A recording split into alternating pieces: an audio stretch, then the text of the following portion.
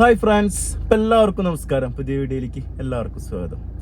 ഇന്നലെ യൂട്യൂബിൽ നമ്മുടെ സലാർ ഫിലിമിൻ്റെ പ്രൊമോഷൻ്റെ ഭാഗമായിട്ടൊരു ഇൻ്റർവ്യൂ കണ്ടിരുന്നു.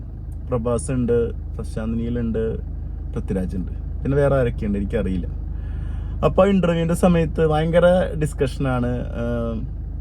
പ്രഭാസ് സംസാരിക്കുന്നുണ്ട് പൃഥ്വിരാജിനെ കുറിച്ച് ഒരുപാട് കാര്യങ്ങൾ. പൃഥ്വിരാജ് പ്രഭാസിനെ കുറിച്ച് പറയുന്നുണ്ട്. അവിടെ നമ്മുടെ ഫിലിമിൻ്റെ സംവിധായകൻ പ്രശാന്ത് നീൽ സംസാരിക്കുന്നുണ്ട്. അപ്പോൾ അതിൽ ഒന്ന് രണ്ട് പോയിന്റ്സ് എനിക്ക് സ്ട്രൈക്കായി. അപ്പോൾ പൃഥ്വിരാജിന് പറയുന്നൊരു കാര്യമുണ്ട്. പ്രശാന്ത് നീൽ സംസാരിച്ച സമയത്ത് പൃഥ്വിരാജ് ഇങ്ങനെ സംസാരത്തിൻ്റെ ഇടയിൽ പറയുന്നൊരു കാര്യമുണ്ട്. നമ്മുടെ ഇൻഡസ്ട്രി വളരെ ചെറിയൊരു ഇൻഡസ്ട്രിയാണ്, അത്ര വലിയ പടങ്ങളൊന്നും നമുക്ക് ചിന്തിക്കാൻ പറ്റില്ല എന്ന് പറയുന്നുണ്ട്. അപ്പോൾ ആ സമയത്ത് പ്രശാന്ത് നീൽ പറയുന്നൊരു കാര്യമുണ്ട്. ഒരു 20 വർഷം മുമ്പ് കാലാപ്പാനി കണ്ട ആളാണ് ഞാൻ. നമുക്ക് മലയാള സിനിമയിൽ ചിന്തിക്കാൻ പറ്റാത്ത രീതിയിൽ അത്ര അപ്ഡേഷനും ക്യാമറയും BGM-ഉം സിനിമോഗ്രാഫി കൊണ്ടുവന്നൊരു പടമാണ് കാലാപ്പാനി, പ്രിയദർശന്റെ മാജിക് ഫ്രെയിം. അപ്പം അന്ന് 20 വർഷം മുമ്പ് മലയാള ഇൻഡസ്ട്രിയിൽ അങ്ങനത്തെ ഒരു പടം വന്നിട്ടുണ്ട്. അപ്പം അത് നിങ്ങളുടെ ഇൻഡസ്ട്രീനെ കുറിച്ച് നമ്മുടെ അടുത്ത് പറയണ്ട, നമുക്ക് കുറെ കണ്ടുള്ളതാണ്. നിങ്ങളുടെ അടുത്തുള്ള എല്ലാ ആർട്ടിസ്റ്റായാലും കലാകാരന്മാരായാലും ബാക്കപ്പ് ടീമായാലും ഡയറക്ടേഴ്സ് ആയാലും എല്ലാവരും വിത്ത് ഓൾ ടീം, അപ്പോൾ ടെക്നിക്കൽ ടീം എല്ലാവരും. അപ്പോൾ അത് നമുക്കറിയാം. 20 വർഷം മുമ്പ് നമ്മളത് മനസ്സിലാക്കിയുള്ളതാണ്. അതാണ് പ്രിയദർശൻ 20 വർഷം മുമ്പ് ചെയ്തു വെച്ചുള്ള സംഭവമാട്ടോ. അപ്പോൾ അത് ഭയങ്കര ഹെൽത്തി മലയാള ഇൻഡസ്ട്രിക്ക് അഭിമാന നിമിഷമാണ്. കാരണം പറഞ്ഞതാരാണ്? നമ്മുടെ പ്രഭാസ്.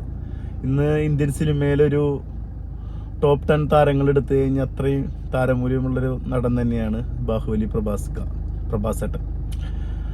അതുപോലെ തന്നെ വേറെ ഡിസ്കഷൻ വന്ന് പൃഥ്വിരാജ് പറയുന്നൊരു സംഭവമാണ്, എന്നെ സംബന്ധിച്ച് നല്ലൊരു നടനാവണം, അല്ലെങ്കിൽ ലാംഗ്വേജ് അറിയപ്പെടുന്നൊരു നടനാവണം എന്ന രീതിയിൽ സംസാരിക്കുന്ന സമയത്ത് വീണ്ടും പ്രഭാസിന് കൊട്ടുകൊട്ടുന്നുണ്ട്. എന്താ സംഭവം എന്ന് വെച്ച് കഴിഞ്ഞാൽ, ഞങ്ങൾ കണ്ടതാണല്ലോ, നിങ്ങൾ ലൂസിഫർ 2 വരാതിരിക്കുന്നതൊക്കെ കണ്ടതാണല്ലോ. അപ്പോൾ നിങ്ങളുടെ ഉള്ള സംവിധായകരെ നമുക്കറിയാം.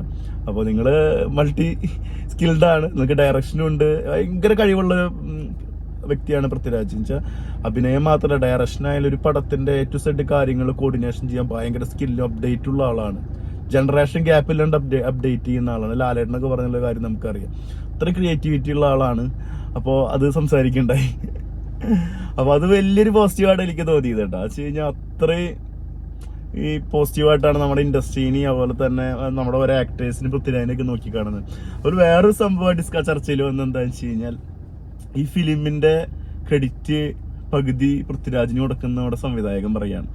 ശരിക്കും അസോസിയേറ്റ് ഡയറക്ടർ റോളും കൂടി ആളെ ചെയ്ത് പൃഥ്വിരാജിന്റെ ഒരു എക്സ്പീരിയൻസ്, ലൂസിഫർ ആയാലും റോഡാഡിയൊക്കെ ചെയ്തൊരു എക്സ്പീരിയൻസ് ഉണ്ടല്ലോ, എക്സ്പീരിയൻസ് ഭയങ്കര ഗുണം ചെയ്യുന്ന പറയുന്നത്. ഈ പടത്തിന്റെ ഒരു അസോസിയേറ്റ് ഡയറക്ടറും കൂടിയായിരുന്നു പൃഥ്വിരാജ്. ഒരുപാട് കാര്യങ്ങൾ എന്നെ ഹെൽപ്പ് ചെയ്തിട്ടുണ്ട്, ഒരുപാട് അപ്ഡേറ്റ്സ് വന്നിട്ടുണ്ട്.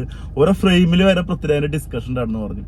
ശരിക്കും പറഞ്ഞതൊക്കെ കേട്ടപ്പോൾ നമ്മൾ തരിച്ചു പോയിട്ടോ. കാരണം എന്താണെന്ന് വെച്ചാൽ നമ്മുടെ ഇൻഡസ്ട്രിയിലെ മഹത്വം നമ്മൾ മനസ്സിലാക്കുന്നില്ല. നമ്മൾ തെന്നിന്ത്യ പടങ്ങളും അന്യഭാഷ പടങ്ങളൊക്കെ കൂടെ കൈയടിച്ച് സ്വീകരിക്കുന്നുണ്ട്. ഏവറേജ് പടം തന്നെ ഒരു മലയാളം പടം കളിക്കുന്നതിനേക്കാളും കൂടുതൽ ആളുകൾ കയറുന്നുണ്ട്, കൈയടിക്കുന്നുണ്ട്. നമുക്കിവിടെ വലിയ വിലയൊന്നും നമ്മൾ കൊടുക്കുന്നില്ല. മറ്റു തമിഴ് പടങ്ങളും അതുപോലെ തന്നെ മറ്റുള്ള പടങ്ങളൊക്കെ ഇവിടെ വന്നിട്ട് 50 കോടി കളക്ട് ചെയ്ത് തുടങ്ങി. ഇപ്പോഴും പല പടങ്ങൾ, മോശമില്ലാത്ത പടങ്ങൾ വരെ അവിടെ പ്രൊമോട്ട് ചെയ്യുന്നില്ല. അപ്പോൾ റിവ്യൂ ചെയ്യുന്നതുകൊണ്ട് വിഷയമല്ല. ഇതൊരു മലയാളിയുടെ കൺസെപ്റ്റ് എങ്ങനെയാണ് പക്ഷെ നല്ല പടങ്ങൾ കാണുന്നത്. ഇതിൽ ഏകേജിലായ രീതിയിൽ നമ്മുടെ ഫിലിമിന്റെ ഒരു ഇത് മാറി. മൊത്തത്തിൽ ഇപ്പോൾ 4-5 വർഷമായിട്ട് ഒരു നല്ല പടങ്ങൾ വന്നിട്ട് ഫാമിലി ആയിട്ട് കയറുന്നത്. അത് തമിഴ്, ഹിന്ദി, ഇംഗ്ലീഷ് ഒന്നും ഇല്ല. അപ്പോൾ ഒരു രീതിയിലേക്ക് പടം മാറി. പക്ഷെ നമ്മുടെ ഇൻഡസ്ട്രിയുടെ മഹത്വം മറ്റുള്ള ഭാഷയിലെ ആളുകൾ മനസ്സിലാക്കുമ്പോൾ ശരിക്കും അതൊരു ഭയങ്കര സന്തോഷം തോന്നിയ ഇന്റർവ്യൂ കാണുമ്പോൾ. നിങ്ങൾ കണ്ടിട്ടില്ലെങ്കിൽ ആ ഇന്റർവ്യൂ കാണട്ടെ. എൻ്റെ യൂട്യൂബ് ലിങ്ക് വേണമെങ്കിൽ ഞാൻ ഇതിൻ്റെ ഇടയിൽ കൊടുക്കാം. ജസ്റ്റ് നല്ല ഇൻട്രസ്റ്റിംഗ് ആയ ഇതാണ്. അതിൻ്റെ ടൈറ്റിൽ ഭയങ്കര സംസാരിക്കുന്നതിൻ്റെ ഇടയിൽ മലയാളത്തിൽ എഴുതി കാണിക്കുന്ന ഒരു ഇതുണ്ട്. അപ്പോൾ അതും കൂടി നമുക്ക് കൂടുതൽ മനസ്സിലാവും. നിങ്ങൾക്ക് എല്ലാവരും ലാംഗ്വേജ് ഫ്ലുവൻ്റ് ആയ ആൾക്കാരാണ്, കുഴപ്പമില്ല. ഞാനത് വെച്ചിട്ടാണ് നോക്കിയത്. അപ്പോൾ എന്തായാലും വളരെ സന്തോഷം. സലാർ പടം നാളെ ഇറങ്ങാതിരിക്കുകയാണ്. ഇത് നേരിഞ്ഞു പോകാൻ വേണ്ടി നിൽക്കുകയാണ്. അപ്പോൾ സലാർ നാളെ ഇറങ്ങുന്ന എല്ലാവിധ ആശംസകളും. ഈ പടം വമ്പ ഹിറ്റാവട്ടെ സലാർ. കാരണം എന്താണെന്ന് വെച്ച് കഴിഞ്ഞാൽ അത് നമുക്ക് അഭിമാനിക്കാം. പൃഥ്വിരാജ് എന്നൊരാള് അസോസിയേറ്റ് ഡയറക്ടറും അഭിനയിക്കും എല്ലാം മെയിൻ റോള് കൈകാര്യം ചെയ്ത് രണ്ടാളൊരാളാണ്. അപ്പോൾ എന്തായാലും നമുക്ക് അഭിമാനിക്കാം. രാജേട്ട, യു ആർ ഗ്രേറ്റ്. ഇന്ത്യൻ സിനിമയിൽ, മലയാള സിനിമയിൽ എല്ലാ ലാംഗ്വേജിലും അഭിനയിച്ചൊരു നടനും കൂടിയാണ്. ഹിന്ദി ഫിലിമിൽ 4-5 വർഷം മുമ്പ് 2-3 പടം ചെയ്ത്. അതുപോലെ തമിഴ്, ഇപ്പോൾ ഒരു pan India movie, Kannada, Telugu, Tamil എല്ലാ ലാംഗ്വേജിലും ഇറങ്ങുന്ന ഒരു പാൻ ഇന്ത്യ മൂവി ചെയ്യുന്നു. ഈ പടം കഴിഞ്ഞിറങ്ങി പൃഥ്വിരാജ് പടം ഷുവർ ഹിറ്റാന്ന് പ്രതീക്ഷിക്കുന്നു. ട്രെയിലറും കാര്യങ്ങളൊക്കെ കണ്ടപ്പോൾ ഇത് KGF ഒന്നല്ല, വേറെ ലെവലിൽ തന്നെ എടുത്തുള്ള വേറെ ലെവൽ മൂവി തന്നെയായിരിക്കും. ഈ പടം ഹിറ്റായി കഴിഞ്ഞാൽ പൃഥ്വിരാജ് എന്നൊരു നടന്റെ റേഞ്ച് അവിടെ ഇരിക്കുമെന്ന് നമുക്ക് നോക്കി കാണാം. All the best Salaar team. രാജേട്ടാ ബൈ. അടുത്ത വീഡിയോ ആയിട്ട് വീണ്ടും വരാം. വീഡിയോ ഇഷ്ടപ്പെട്ടാൽ ലൈക്ക്, ഷെയർ, സബ്സ്ക്രൈബ്. ബൈ.